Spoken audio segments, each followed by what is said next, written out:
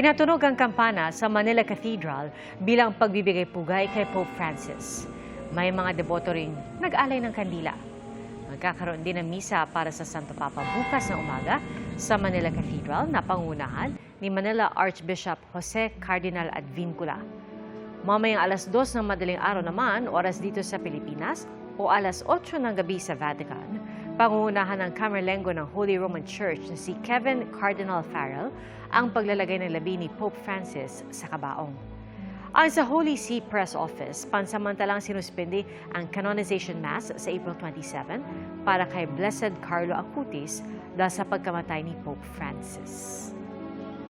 Mga kapuso, maging una sa saksi. Mag-subscribe sa GMA Integrated News sa YouTube para sa iba't ibang balita.